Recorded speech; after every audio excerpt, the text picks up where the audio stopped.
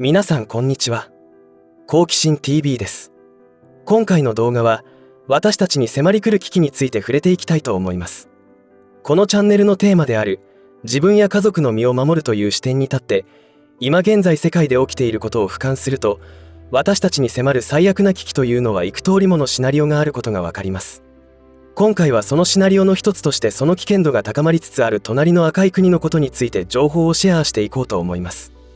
私たちは間もなく雨の国を抜き、世界第1位の経済大国になると言われていた国が吹き飛ぶ歴史的瞬間を目の当たりにすることになるかもしれません。それは同時にあの国が戦争に突き進まざるを得ない状況に追い込まれる可能性が高くなるということでもあります。そしてそれらのことは私たちにとっても生きるか死ぬかの危機的状況が訪れることでもありますので、今後ますます情報収集と食料や日用品の備蓄の重要性が増すことにもつながります。ぜひ最後までご視聴ください。このチャンネルでは自分や家族の身を守るためにできることや、日本人がこれ以上騙されることがないようにするための情報を発信しています。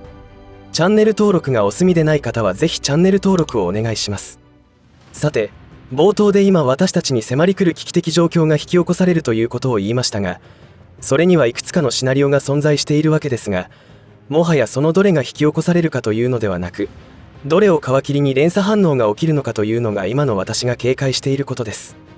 そしてそれらのことについて考えるときに、常識的な発想では予想できないことが起きてくるということを理解することが必要だと思います。それらはウトロの紛争についても言えることですが、ロによる上の侵攻の可能性がいかに低いかを述べてきた専門家は多数いたわけですが、結局は始まってしまいましたし、すでに2年も経過しましたが、収束のめどが立っていないことからも証明されると思います。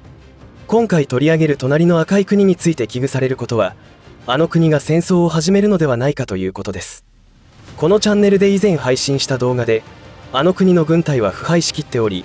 人民解放軍の兵士には愛国心などは持ち合わせていないということの情報を発信しました。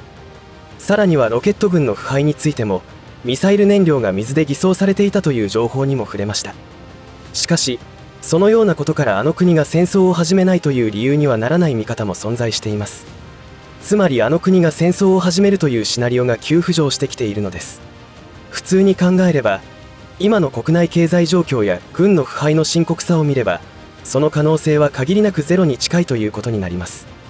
しかし、普通の感覚ではあの国の国内で起きていることを理解することはできないわけですから、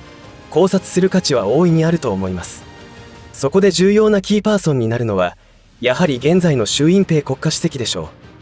習近平が行ってきた政策というのは、常に多くの方の度肝を抜くことばかりでした。それらのほとんどは普通では考えられないような政策ばかりでしたし、あまりの低レベルさに対して小学生並みの知能であると揶揄もされてきました。一方でネット上では、習近平のことを総加速師と揶揄するようになりました。それは2020年の春頃から当時のツイッター上でもてはやされたハッシュタグによって有名になったそうですが、総加速師という呼称は、鄧小平の異名である総設計士になぞらえた表現とされます。鄧小平は市場経済の導入や対外開放をはじめとする政策として改革開放を遂行し、経済発展の基礎を築いたとされています。ところが総加速師というのは、国家崩壊を加速させている愚かな指導者であるという意味が込められています。ところが習近平は、国家主席に就任してからというものすぐに反腐敗運動を展開し、たったの10年間で党の高官553人を立件し、腐敗の数はなんと464万件以上にも上ります。これらの実績は不平等感が増して不満だらけの庶民にとってはガス抜きにもなり、歓迎すべきところだったと思われますが、実は本当の狙いは世の中の立て直しのためではなかったことが時間の経過とともに分かってきたのです。どういうことかというと、それが特に目立ってきたのは2019年以降に行われた政策です。習近平が世界を驚かせた政策とは、1、学習事業の禁止、2、ネットゲーム事業の禁止など、驚きの政策はまだまだ他にもあるのですが、1については学歴を上げることは意味がないとし、英語を試験項目から削除し、英語書籍を国内の書店や図書館から抹消することを徹底的に行いました。海外から入ってくる情報の理解度を下げるためだと思います。2では、インターネット業界の事業が莫大な市場を作り上げた一方で、子どもたちの精神が中毒状態になってしまったとして、時間制限や企業への罰金などが行われました。こうした愚策は特定の業界を潰してしまうことで数千万人の失業者を生み出してしまったのです。補足しておくと、教育のことに関して言えば習近平思想というものを授業で取り入れさせたり、次世代の共産党幹部を育てるセミナーでその思想を刷り込ませたりしています。習近平思想だなんて思わず笑ってしまいますが、どこにその価値があるのか全く不明です。そして不動産セクターの崩壊を防ごうとするどころか、逆効果になることばかりしたり、何も手立てを講じないことによってますます状況が悪くなるようなことばかりを現在進行形で行っています。そして外資系企業には罰金や社員の入国制限をするなどを行ったりしたため、多くの外資系企業はカントリーリスクを猛烈に感じるようになり、次々に撤退を始めています。当然それとともに失業者があふれ返ってきています。株価も大暴落し、2億人と言われている投資家たちの資産のほとんどが吹き飛んだと言われています。それらのことは同時に2億人の投資家、つまり2億世帯の家族6億人の消費力や購買力が吹き飛ぶことになります。このような信じられない政策がどうして行われるのでしょうか。ここからが問題なのですが、結局習近平という人物は共産党原理主義の思想を持っており、毛沢東でも成し得なかった皇帝の座に君臨しようとしている可能性が高いと考えられるようになってきました。共産主義の思想から言えば資本主義は敵です。かつて文化大革命が行われた時代には、金儲けをしている事業家や教師などの知識人も罪多き者として吊るし上げに遭い、命を落としたケースもありました。彼らはマルクス・レーニン主義の立場をとっており、マルクスは資本論という著書の中で、資本は頭の先から足の先までのありとあらゆる毛穴から血と汚物を滴らせながらこの世に生まれてくると明記している通り、資本を悪と見ていました。ところが貧困にあえいでいた国では、鄧小平が採用した改革開放によって経済的発展を実現したのですが、それによって多くの民間企業や個人事業家が経済的に豊かになり、自由を謳歌する風潮が現れたり、金銭目的の汚職が増えたことこそが資本主義に原因があると習近平は考えています。その経済発展自体がインチキによって作り上げられたわけであり、決して資本主義が悪であることにはならないのですが、習近平にとってはそうではないのです。だから今、国を襲っている経済崩壊によって資産を失う人々が多数出ることは、習近平にとっては目的の一つであるのかもしれません。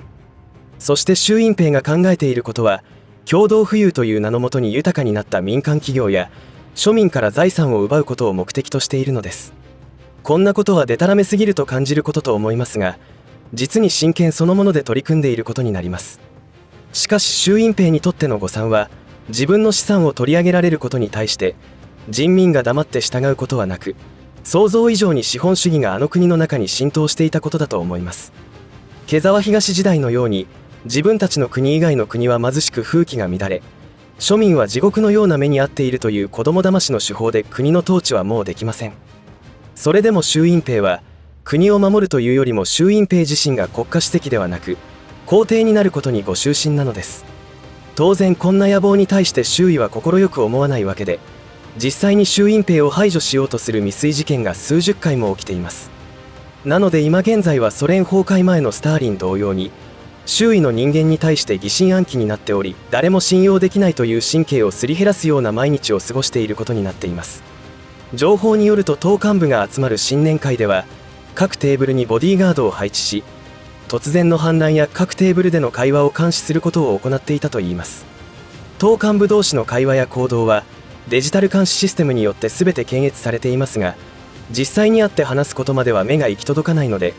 実際に会ってよからぬことを話すことを恐れているのでしょう。独裁者が置かれている精神状態は恐怖によって尋常ではないと思います。2024年新年の挨拶の内容では、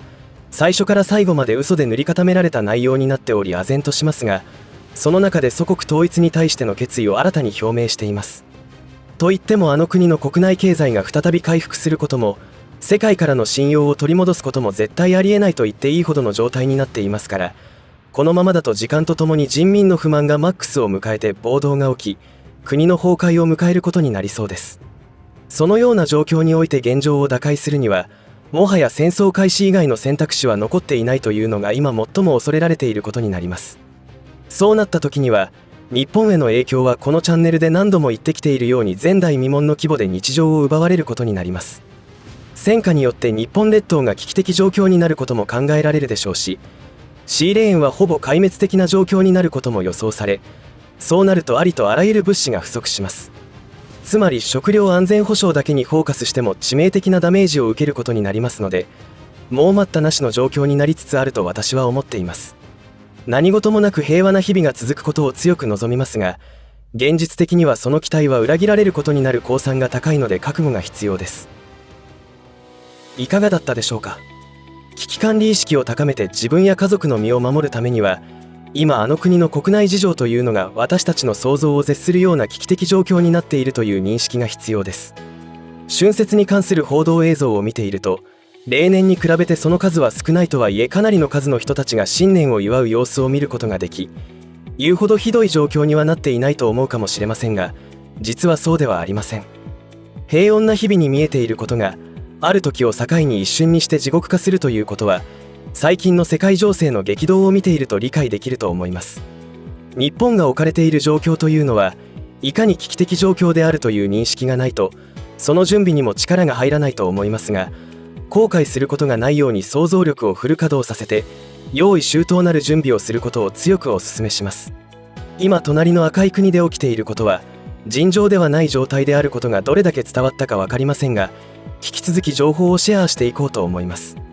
最後までお付き合いありがとうございました。